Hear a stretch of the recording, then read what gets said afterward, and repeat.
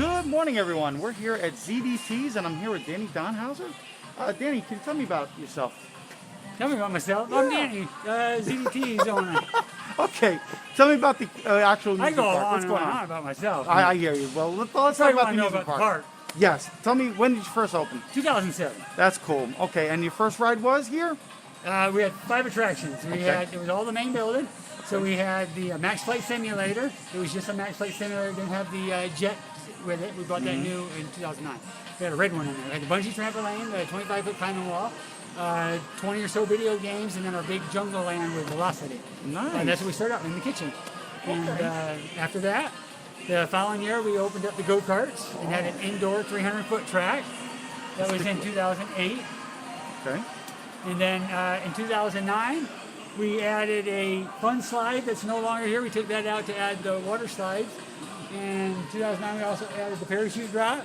Okay. We also did the silo climb. Me and my brother built that. Nice. And also added the rock and roll arcade in 2009. At the end of 2009, we opened up the Dizzy Toucan. We got that. And then in 2010 summer, we opened the Mad Raft water coaster. Nice. And then in 2011, we did the multi-level go-kart track where we could still run a 300-foot indoor track during the rainy days or cold days, either way, or open the gates up and do the 900-foot multi-level track. Gotcha. And then in 2012, we started construction on the Viper and Viper's Tail. That's when we took out the fun slide. Gotcha. And we opened that up in 2013. And then 2014, we took a break. 2015, we took a break from add-on rides. We were doing some park improvements. And then we were wanting to do something big. And in 2015 is when we played, or actually 2014, we were taking a break.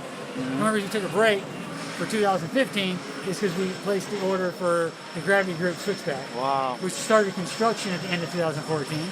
Okay. And, started the engineering of it. And then February of 2015, we started full-blown construction. And was hoping to open it up in July, and it didn't open up until October. Okay, now about Switchback. I heard this is the most unique coaster that exists today. Can you tell us why? Well, it's the most, it's the only wooden coaster in the world that goes forward and backwards. Wow. It's the only wooden shuttle coaster. Okay. Approximate length? Total? Length is 1,196 feet. 2,100 feet of ride time. Wow. So it's equivalent for ride time for a little over 2,100 feet of a full circuit wooden coaster. But the footprint is extremely small, considering. Only 1,100 times, like 15,000 square feet of concrete. Wow. Okay. 1,196 feet in track length. Okay. Approximate height of the drop? You know exactly? The drop is 57.5 feet, 60-foot drop. Okay. The coaster itself stands 65 feet tall, 66 feet. Okay. The spike is 67, it's 1 foot taller than the rest of the ride. So the train can never go off the spike. And the go-karts. Let's talk about the go-karts. We'll walk over to here and we'll show everybody what they look like. Anything unique about them? Quite a bit unique. You want to go over in this? Yeah, we'll go over here in the shade here so we can get a better look at them. Like you said, it's multi-level. You got a couple of spirals over there. Yeah, multi-level. A lot of your multi-level tracks are made of wood. Okay. Which they're fun too. But this guy actually got steel structure with a concrete track. I like it. A little better for maintenance. Go-kart get a little shaky when you're going around the spiral, because you're forcing it around a helix. Gotcha. So it kind of shakes at high speed. But yeah, it's got a big drop. Oh yeah, I do recall the drop. I noticed that during rain season, you can actually turn this into an actual oval almost. Yeah, we have gate on each side, and then it goes to a 300-foot track. Okay. During the rain and cold. Cool. Go-kart's got turbo boost buttons that boost it 5 miles an hour faster. Gives you 30 seconds of boost. You get 22 of those in each race. So you're using your time. Using it at the wrong time is useless because there's sensors throughout the track of the go-kart that's onboard computers. and we can control in certain zones automatically.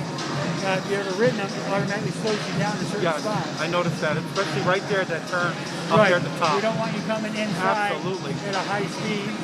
We want to slow you down, so the onboard computer allows us to do that and lets you get back up to full speed. I noticed that they are battery operated, so do you prefer this versus the gas? What do you think? Is it safer to run these?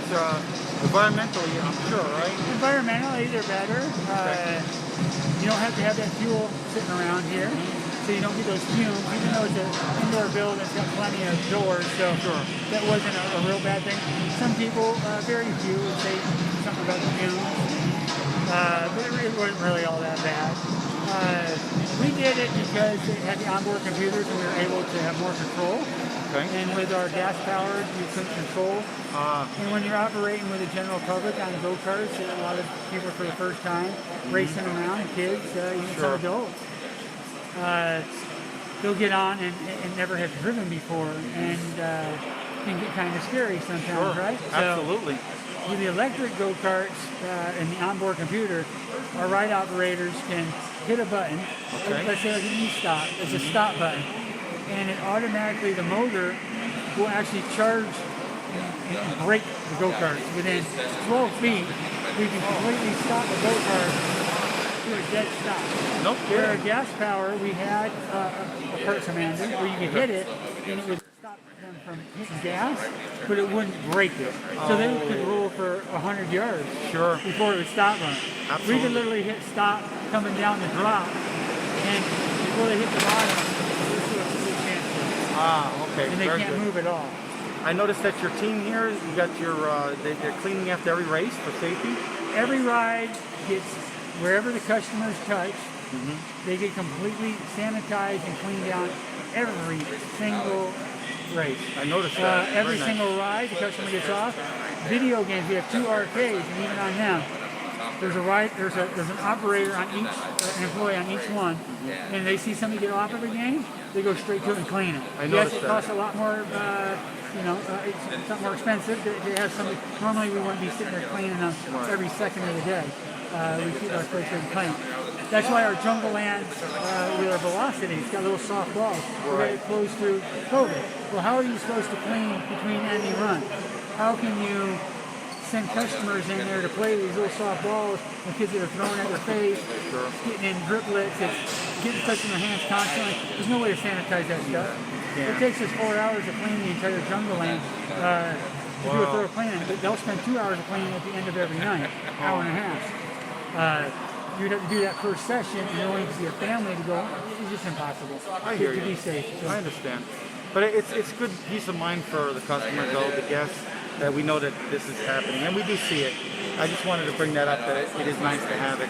This is a unique little experience. I think it's wonderful, and hopefully people come out to ZDTs, check out the park. They are a family-owned and operated park, by the way, just to let you know.